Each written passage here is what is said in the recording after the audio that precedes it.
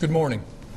I'm here to give you an update on the FBI's investigation of Secretary Clinton's use of a personal email system during her time as Secretary of State. After a tremendous amount of work over the last year, the FBI is completing its investigation and referring the matter to the Department of Justice for a prosecutive decision. What I want to do today is three things.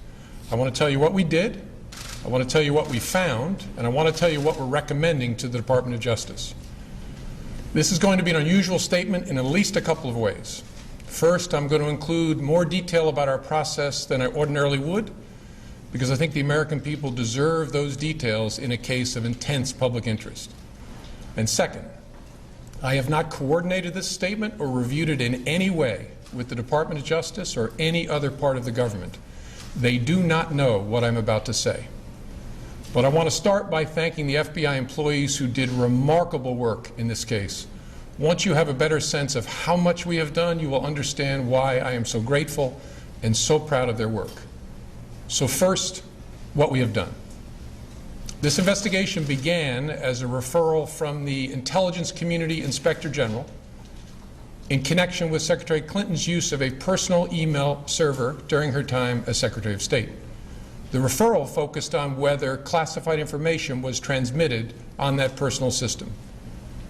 Our investigation looked at whether there is evidence that classified information was improperly stored or transmitted on that personal system in violation of a federal statute that makes it a felony to mishandle classified information either intentionally or in a grossly negligent way, or a second statute making it a misdemeanor to knowingly remove classified information from appropriate systems or storage facilities.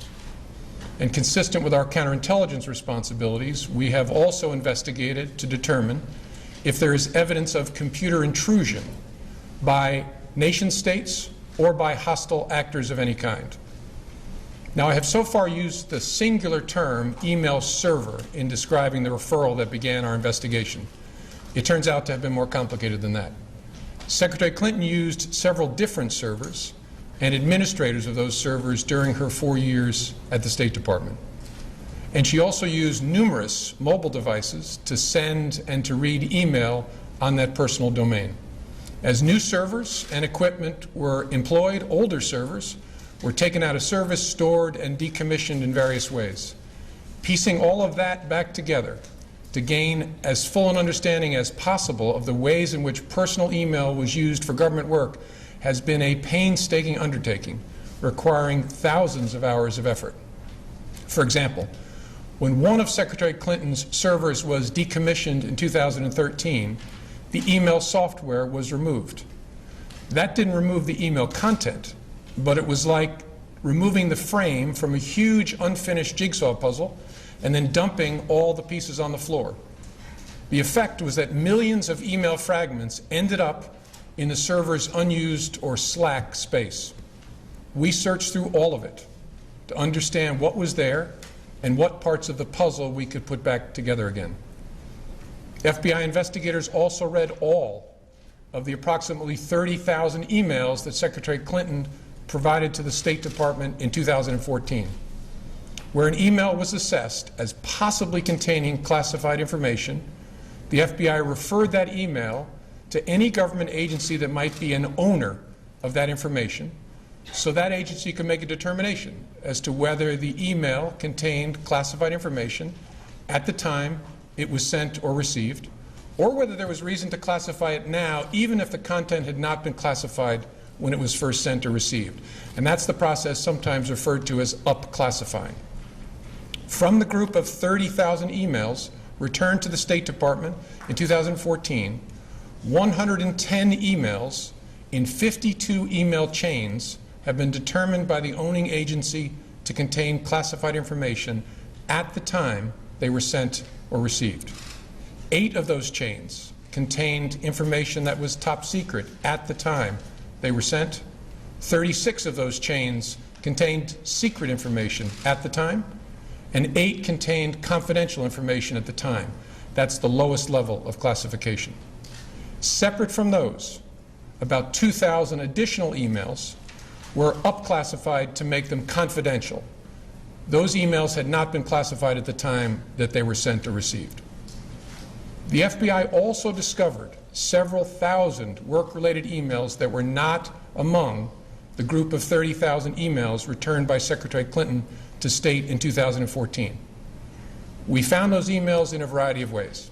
Some had been deleted over the years, and we found traces of them on servers or devices that have been connected to the private email domain. Others we found by reviewing the archived government accounts of people who'd been government employees at the same time as Secretary Clinton, including high-ranking officials at other agencies, folks with whom a Secretary of State might normally correspond. This helped us recover work-related emails that were not among the 30,000 that were produced to State. Still others we recovered from that painstaking review of the millions of email fragments dumped into the slack space of the server that was decommissioned in 2013. With respect to the thousands of emails we found that were not among those produced to the State Department, agencies have concluded that 3 of those were classified at the time they were sent or received, 1 at the secret level and 2 at the confidential level. There were no additional top secret emails found, and finally, none of those we found have since been upclassified. I should add here that we found no evidence that any of the additional work-related emails were intentionally deleted in an effort to conceal them in some way. Our assessment is that, like many email users, Secretary Clinton periodically deleted emails, or emails were purged from her system when devices were changed. Because she was not using a government account or even a commercial account like Gmail, there was no archiving at all of her emails. So it's not surprising that we discovered emails that were not on Secretary Clinton's system in 2014 when she produced those 30,000 some emails to State. It could also be that some of the additional work-related emails that we've recovered were among those deleted as personal by her lawyers when they reviewed and sorted her emails for production in late 2014. The lawyers doing the sorting for Secretary Clinton in 2014 did not individually read the content of all of her emails as we did for those available to us. Instead, they relied on header information, and they used search terms to try to find all work-related emails among the reportedly more than 60,000 that were remaining on her system at the end of 2014. It's highly likely that their search missed some work-related emails and that we later found them, for example, in the mailboxes of other officials or in the slack space of a server. It's also likely that there are other work-related emails that they did not produce to State and that we did not find elsewhere and that are now gone, because they deleted all emails they did not produce to State, and the lawyers then cleaned their devices in such a way as to preclude complete forensic recovery. We have conducted interviews and done technical examination to attempt to understand exactly how that sorting was done by her attorneys. Although we don't have complete visibility because we're not able to fully reconstruct the electronic record of that sorting, we believe our investigation has been sufficient to give us reasonable confidence there was no intentional misconduct in connection with that sorting effort. And of course, in addition to our technical work, we interviewed many people, from those involved in setting up the personal email system and maintaining the various iterations of Secretary Clinton's server, to staff members with whom she corresponded on email, to those involved in the email production to State, and finally Secretary Clinton herself.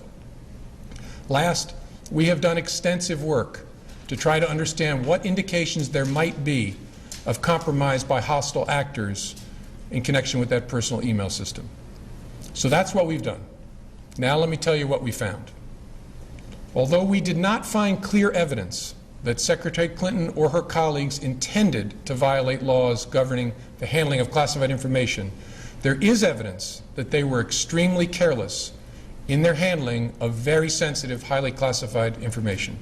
For example, 7 email chains concern matters that were classified at the top secret special access program at the time they were sent and received.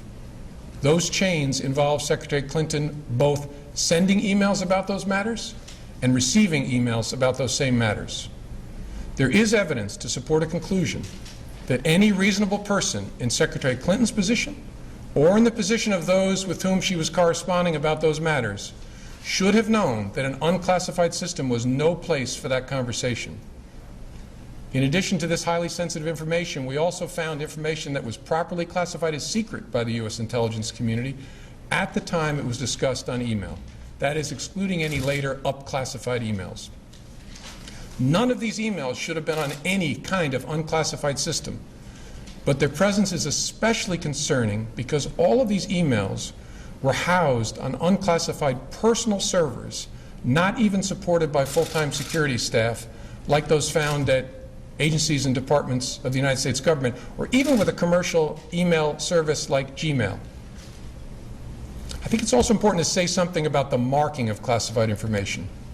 Only a very small number of the emails here containing classified information bore markings that indicated the presence of classified information. But even if information is not marked classified in an email, participants who know or should know that the subject matter is classified are still obligated to protect it. And while not the focus of our investigation, we also developed evidence that the security culture of the State Department, in general, and with respect to the use of unclassified systems in particular, was generally lacking in the kind of care for classified information that's found elsewhere in the U.S. government. With respect to potential computer intrusion by hostile actors, we did not find direct evidence that Secretary Clinton's personal email domain, in its various configurations since 2009, was hacked successfully. But given the nature of the system and of the actors potentially involved, we assess we would be unlikely to see such direct evidence.